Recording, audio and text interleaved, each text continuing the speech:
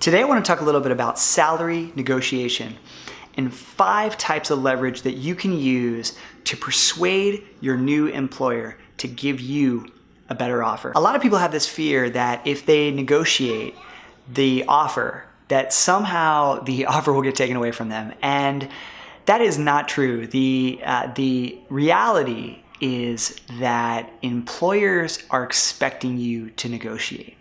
What's interesting is that 46% of men negotiate and 34% of women negotiate. So there's a lot of money left on the table, considering that the employer is actually expecting you to come to the table with a counteroffer. So generally when an offer comes in, the offer is coming in at the low range of whatever the range of the salary is. So because they're expecting you to negotiate, so there's always room there to ask for a little bit more money. The key to asking for more money is to have leverage. And there are 5 types of leverage that I want to talk about in this video. The first type of leverage is their investment.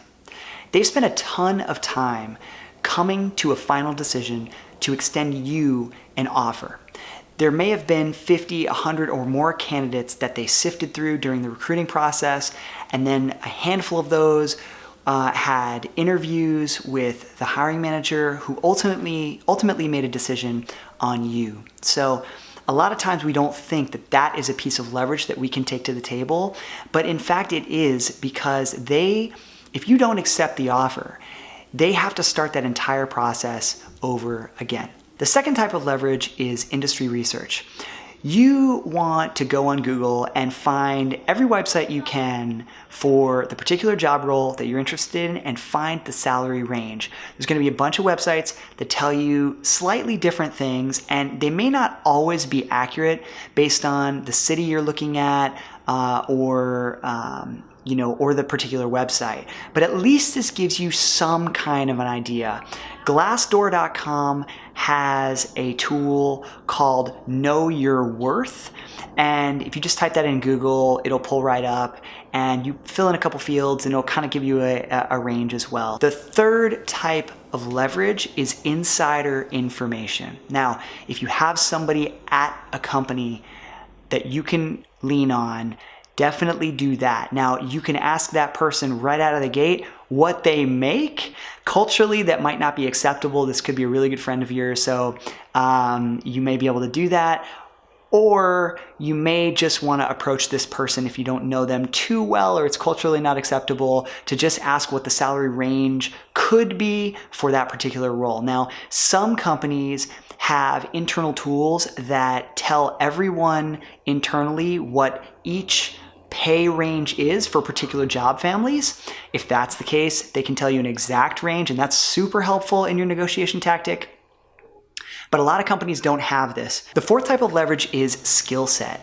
What I recommend is going on LinkedIn, searching for all the other people that work at that company with the exact title that you are getting an offer for, right? So if you're going to work at Amazon, you would look for Amazon Marketing Manager, and as an example, and look at what the skill set and educational background is for each one of these people, and try to determine if you're either above the line of those people or below the line of those people, right? That can add to the narrative that you give to the hiring manager of why potentially you are worth more than the offer that you've been given.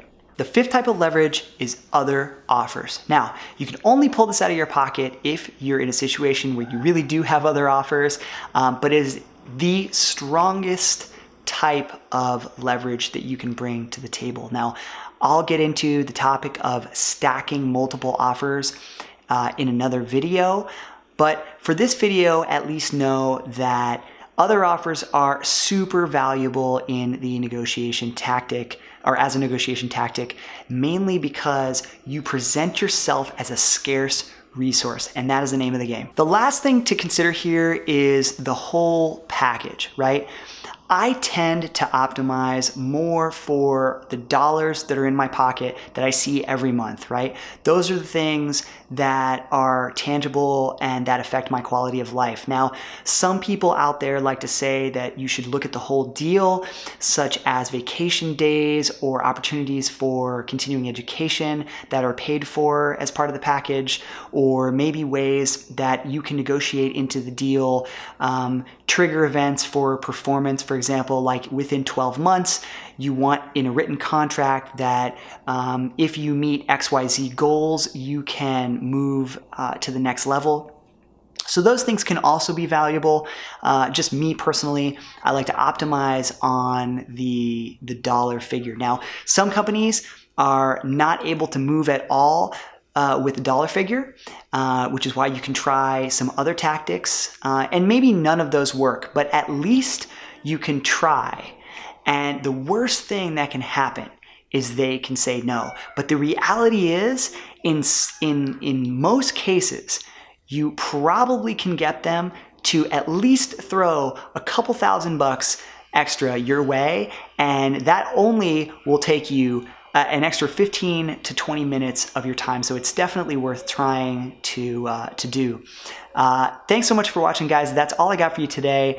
Hope you liked the video. If you have any specific questions about salary negotiation, please leave them in the comment section below. I'll be happy to answer any one of them or all of them for you.